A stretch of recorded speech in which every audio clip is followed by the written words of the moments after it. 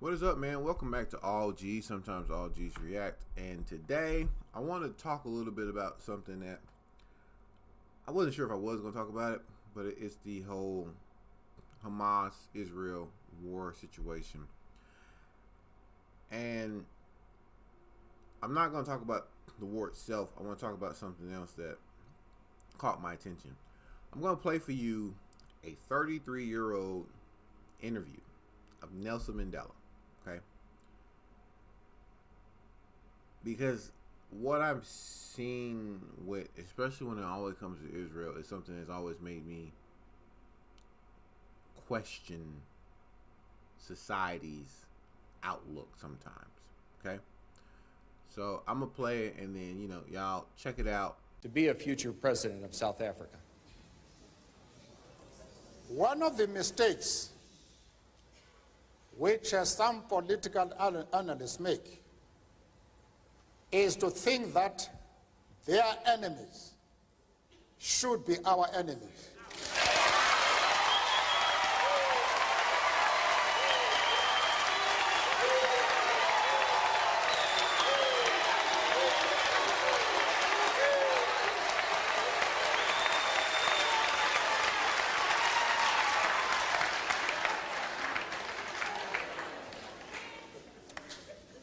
That we can and we will never do. We have our own struggle, which we are conducting. We are grateful to the world for supporting our struggle. But nevertheless, we are an independent organization with its own policy. And the attitude of every country towards, our attitude towards any country is determined by the attitude of that country to our struggle.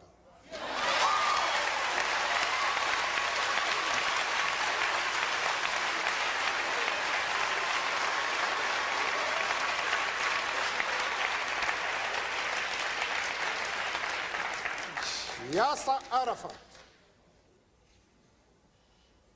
Colonel Gaddafi,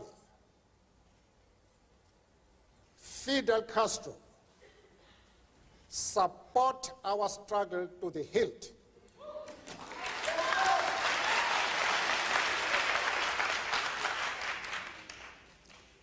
There is no reason whatsoever why we should have any hesitation about hailing their commitment to human rights as they are being demanded in South Africa. Our attitude is based solely on the fact that they fully support the anti-apartheid struggle. They do not support it only in rhetoric. They are placing resources at our disposal for us to win the struggle.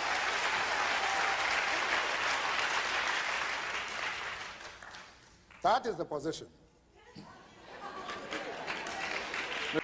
Having said that, I think I would be dishonest if I did not express profound disappointment with the answer that Mr. Mandela gave to the previous question, because it suggests a certain degree of amorality.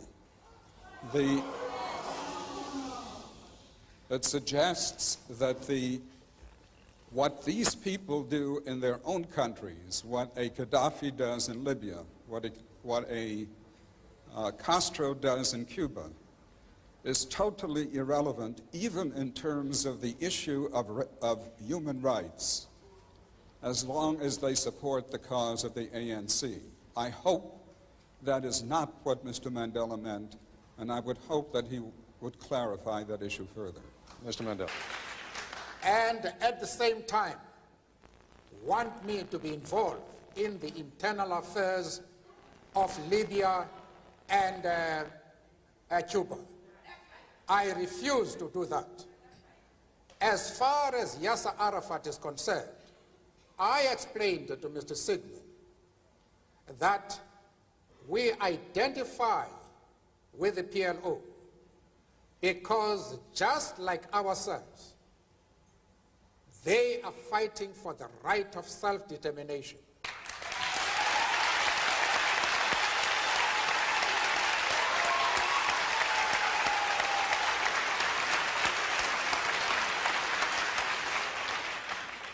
I went further, however, to say that the support for Yasser Arafat in his struggle does not mean that the ANC has ever doubted the right of Israel to exist as a state legally.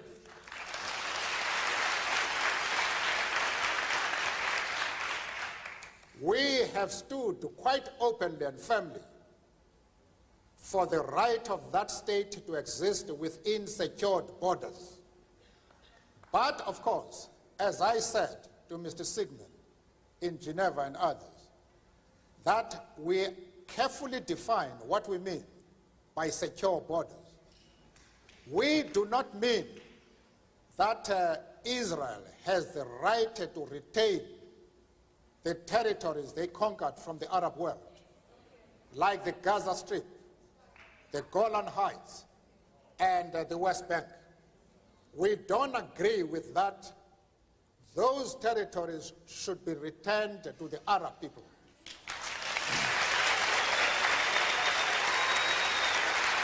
Mr. Mandela. I also explained to Mr. Sigmund and company that in our organization, we have Jews. In fact, Mr. Gaddafi did not allow us to open our offices in Libya precisely because we had the courage to say to him, we work with the Jews in our organization. And he didn't allow us to open an office until February this year, when he had to accept us as we are. We are not prepared to be swayed by anybody. We have an independent policy which we accept no matter with whom we discuss. The Jewish leader have any doubts about our stand, I am prepared to address them and to allay their concern, because they are a very important community both in South Africa and, of course, in the States. And I'm prepared to iron out any differences that might exist. But they must know what our stand is. Arafat is a comrade in arms, and we treat him as such. And as I have said, we have many Jews, members of the Jewish community in our struggle, and they have occupied very top positions. But that does not mean to say that the enemies of Israel are our enemies. We refuse to take that position. You can call it being political or a moral question, but for anybody who changes his principles depending on whom he is dealing, that is not a man who can lead a nation.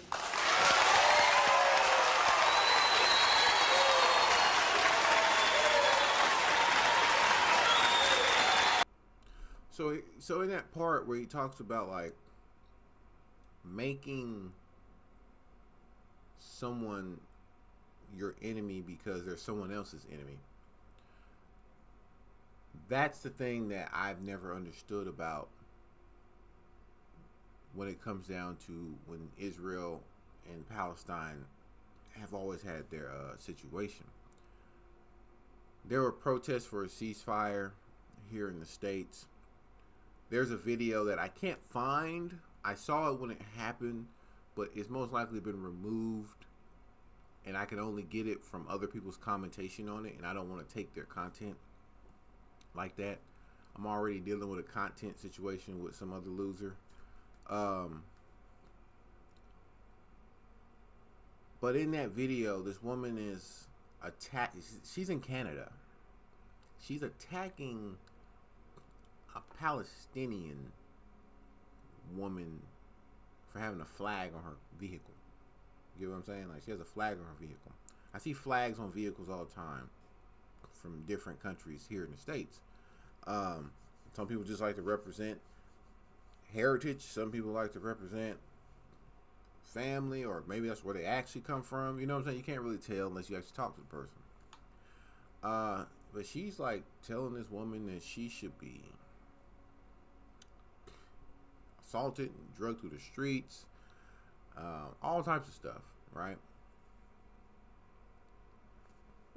What Nelson Mandela is talking about is not allowing for someone else's position to cause you to make somebody your enemies. Like these people aren't your enemies. Whatever's going on over there is going on between them. It's not your place to put hate towards those people. It's completely different if you got family, maybe over in Israel or something like that, but a lot of people aren't from there. A lot of people who are doing this aren't from there. You ain't even got family from there. You was born in the States. A lot of your family is born in the States, or born in the state that you're in. It's always been weird to me when it comes to Israel. That's the response. I'm not mad at Russia for the Ukraine thing. You won't see me cussing out no Russian person over here because of that. Countries and leaders are going to do what they do. And at the end of the video, you see where he says anybody who flip-flops based off of who they're dealing with, and they don't just have a set moral for themselves, should never be running a country. Anyone who flip-flops, period, based off who you're dealing with, there's not someone who you should be around. You understand me?